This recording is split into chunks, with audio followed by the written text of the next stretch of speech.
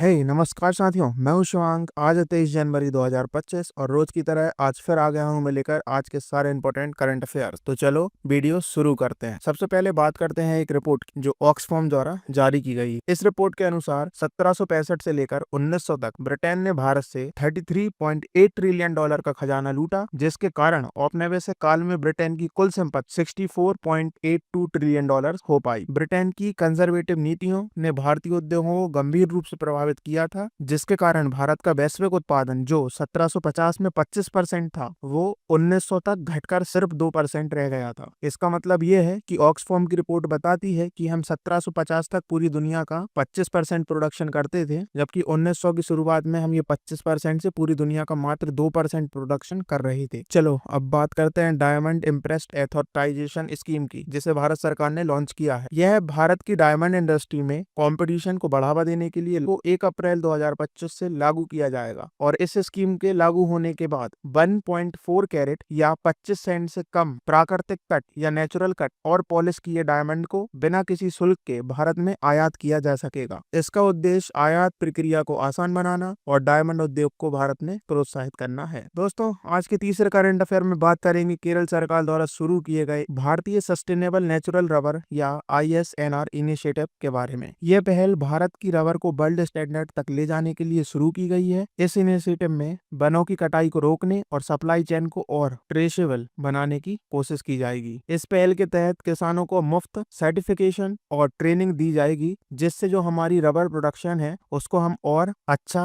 और world standard का कर पाएंगे। और इसके अलावा इस इनिशिएटिव के द्वारा ऐसी सस्टेनेबल प्रैक्टिसेस को अपनाने की कोशिश की जाएगी, जिससे छोटे उत्पादकों को सशक्त बनाया जा सके, एम्पावर किया जा सके। चलो अब चलते हैं चौथे करंट अफेयर की तरफ, जिसमें बात होगी स्टेटहुड डे की। साथियों, हर साल की तरह इस साल भी 21 जनवरी को मणिपुर, मेघालय और त्रिपुरा ने अपना राज्यत्व या स्टेटहुड डे मनाया। साथियों, इन तीनों राज्यों यानी मणिपुर, मेघालय और त्रिपुरा को 1971 में north eastern region reorganisation act के तहत 21 जनवरी 1972 को पूर्ण राज्य का दर्जा दिया गया था। इसलिए ये स्टेट इस दिन स्टेटहुड डे मनाते हैं। आज के पांचवें करंट अफेयर में भारतीय रिजर्व बैंक या RBI ने ट्रांजैक्शनल कॉल्स के लिए 1600 नंबरिंग सीरीज को अनिवार्य कर दिया है, मैंडेटरी कर दिया है। इसका मतलब ये है कि अगर अब भारत में कोई भी ट्रांजैक्शन से जुड़ा कोई भी कॉल किसी भी एजेंसी, फाइनेंशियल इंस्टीट्यूट जैसे बैंक आदि से किया जाता है, तो उसे सिर्फ ऐसे नंबर से किया जाएगा जिसकी शुरुआत 1600 या 1600 से होती हो। यह कदम वित्तीय धोखाधड़ी या फाइनेंशियल फ्रॉड से बचाव के लिए उठाया गया है। इसके अलावा प्रमोशनल कॉल्स के लिए 140 सीरीज का इस्तेमाल किया जाएगा। इन दोनों नंबर सीरीज के साथ में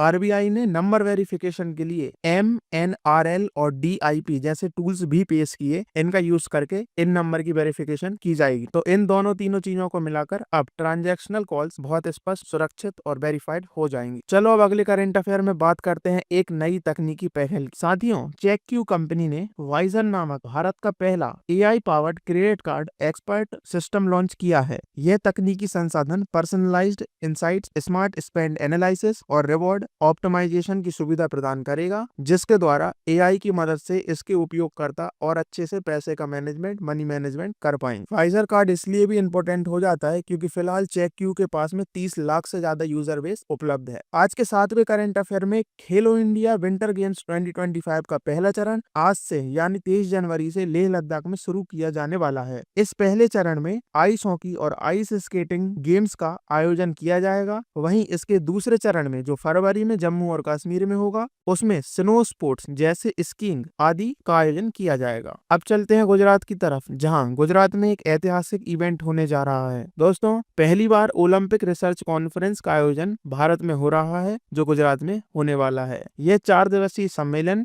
स्पोर्ट्स इंफ्रास्ट्रक्चर और 2026 में ओलंपिक के लिए भारत की गई दावेदारी पर चर्चा करेगा और उसे कैसे इम्प्लीमेंट किया जा सकता है, भारत की दावेदारी को कैसे और स्ट्रॉन्ग किया जा सकता है, इस पर चर्चाएं होंगी। चलो अब चलते हैं हैदराबाद, जहां मूसी नदी के किनारे बसे ऐतिहासिक भवनों को वर्ल्ड मॉन्यूमेंट वॉच में शामिल किया गया है। यह कदम शहरीकरण और प्रदूषण के बीच इन धरोहरों को बचाने के लिए उठाया गया है और यह बहुत ही इंपॉर्टेंट है। दोस्तों, मूसी नदी कृष्णा नदी की एक सहायक नदी है और इसके किनारे स्थित भवनों को अब संरक्षित किया जाएगा। अब चलते हैं आज के अंतिम करंट अफेयर पर, जिसमें केरल के मुख्यमंत्री श्री पिनराई विजयन जी ने कवचम नामक एक उन्नत आपदा चेतावनी प्रणाली या disaster early warning system system को लॉन्च किया है, का उद्घाटन किया है। इस सिस्टम में 91 सायरन शामिल हैं जो पूरे राज्य में स्थापित किए गए हैं। इसे वर्ल्ड बैंक के सहयोग से विकसित किया गया है और इसका उद्देश्य, जैसे कि इसके नाम से समझ में आ रहा है, आपदा से पहले लोगों को सूचित करना है ताकि ज्यादा से ज्यादा लोगों की जान बचाई जा सके। साथियों, इसके अलावा अब आप कमेंट सेक्शन में बताओ कि हाल ही में एनडीआरएफ डे मनाया गया है, तो वो एनडीआरएफ डे कब मनाया जाता है और एनडीआरएफ ने इस साल अपनी एक नई बटालियन रेस की है, बनाई है, तो वो बटालियन कौन सी है? दोनों क्वेश्चंस के ऑप्शन आपकी स्क्रीन पर है, आंसर करो। तो दोस्तों, इसी के साथ हमने आज के सारे इंपॉर्टेंट करंट अफेयर्स खत्म कर लिए हैं। इस वीडियो की पीडीएफ डाउनलोड करने के लिए और क्विज अटेम्प्ट करने के लिए डिस्क्रिप्शन में दी हुई लिंक पर क्लिक करो, वहां से आप prepareeasy.com की ऑफिशियल वेबसाइट पर पहुंचो। चलो मिलते हैं कल। Till then, keep hustling, keep moving, bye bye. This is Shivang Dubey signing off. This is prepareeasy.com, and here we make your preparation easy.